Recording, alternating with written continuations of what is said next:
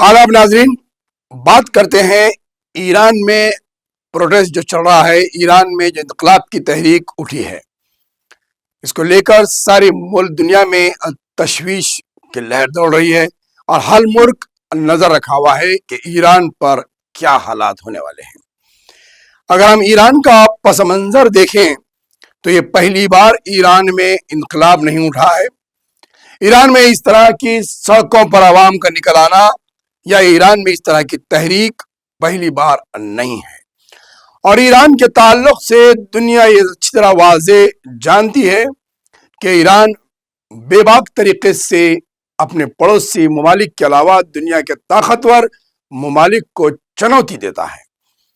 वो कभी किसी से डरने की बात नहीं करता, किसी के सामने झुकने की बात नहीं करता और ईरान मुंहतोड़ जवाब देने की बात करता है, चाहे अमेरिका हो या फिर यूरोपियन कंट्रीज हो या फिर अरब खत्ते के ममालिक हो। ईरान की ये तारीख रही है कि वो हमेशा मुंहतोड़ जवाब देने की पॉलिसी अपनाता रहा है। कई बार ईरान पर पाबंदी आयद कर दी गई थी,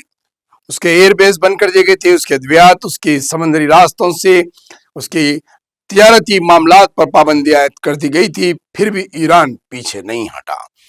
क्योंकि ईरान के पास जो तेल के कुएं हैं वो उसका सबसे बड़ा जखीरा है और अब ईरान सुपर पावर तरीके से न्यूक्लियर हथियार भी तैयार करने के मौक़िफ़ में है। यानी कि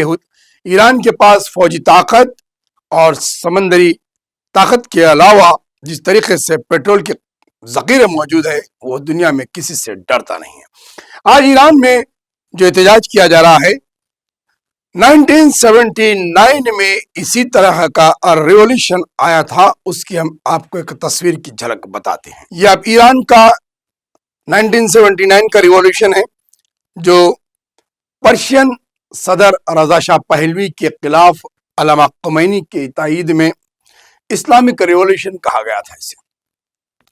ये रिवॉल्यूशन इस तरीके का बड़े पैमाने पर उठा था कि उस वक्त के बादशाह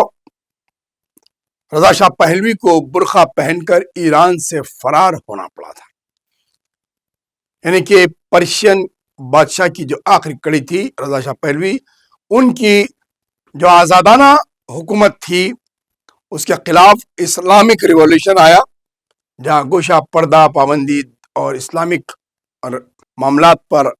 उसके कवानीन पर अमल करने के लिए अल्लामा ख़ुमैनी ने इसको एहतजाज को शुरू किया था। और ये बगावत इतनी बड़ी हो गई थी क्योंकि रजा शाह पहलवी की हुकूमत गिर गई और ईरान में इस्लामिक हुकूमत का क़याम अमल में लाया गया। उसके बाद में ईरान इराक जंग हुई, वो भी तकरीबन 10 से 12 साल का अरसा चला। फिर ईरान के साथ अरब ममालिक के ताल्लुकात ख़राब हुए और हाल ही में ईरान और फ़लस्तीन इसराइल को लेकर भी हमले हुए और 2025 में ईरान में कशीदगी इसराइल को लेकर हुई। अब 2026 में फिर से रिवॉल्यूशन शुरू हुआ है और ये रिवॉल्यूशन जो है अब मौजूदा ख़ुमैनी सानी की हुकूमत के खिलाफ है, क्योंकि उन्होंने चंद एहतजाजियों को फांसी की सज़ा का ऐलान किया था, जिसके बाद अमेरिका की जानिब से सख्त वार्निंग ईरान को दी गई थी और ईरान अमेरिका जंग के आसार नज़र आ रहे थे, जिसमें कई एक ममालिक नज़र रखे हुए थे कि आखिर हालात क्या होंगे। अभी भी ईरान में एहतजाज जारी है, लेकिन गिरफ्तारियां और हलाकतें कम हो गई है। ईरान ने अपने फ़िज़ाई रास्ते खोल दिए हैं, लेकिन हिंदुस्तान की जानिब से जो ईरान में बसे अफराद है उन्हें वापस लाने के लिए इंडियन एम्बेसी से बात की जा रही है। तो वहीं पर हैदराबाद के MP बैरिस असदुद्दीन ओवैसी ने भी हिंदुस्तानी हुकूमत से सख्त ये अपील की है कि वो हिंदुस्तानियों को फौरी तौर पर बहिफाजत हिंदुस्तान वापस लाने के इंतजाम करें, क्योंकि शहर हैदराबाद से और तेलंगाना से ताल्लुक़ रखने वाले कई एक अफराद ईरान में मौजूद हैं, जहाँ पर हिंदुस्तानियों को और दीगर ममालिक के अफराद को ईरान छोड़ने की बात की गई है। तो वहीं पर यूरोपियन ममालिक ने भी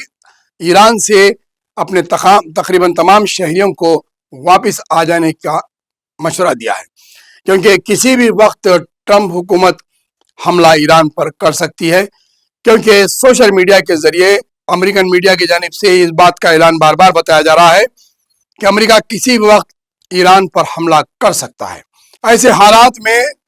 تقریباً ایران میں موجود دیگر ممالک کے افراد کو اپنے اپنے ملک واپس آ جانے اور ایران چھوڑ دینے کا مشورہ دیا گیا ہے. یعنی کہ 1979 میں جس طریقے سے ایران چھوڑنے کے لیے تمام ممالک کے افراد کو کہا گیا تھا، جس میں ڈاکٹرز، انجینئرز اور پروفیشنل افراد اور سیاح موجود تھے، خاص کر یورپ کنٹریز کے افراد بھی موجود تھے کہ اپنے اپنے ملک کو واپس ہونے پر مجبور ہو گئے تھے، گھر بسے بسائے گھروں کو چھوڑ کر آنکھ کے جوڑوں سے ایران چھوڑے تھے. آج وہی حالات پھر سے ایران میں پیدا ہو چکی ہے. لوگ اپنی جان بچاتے ہوئے ایران سے نکلنے پر مجبور ہو رہے ہیں.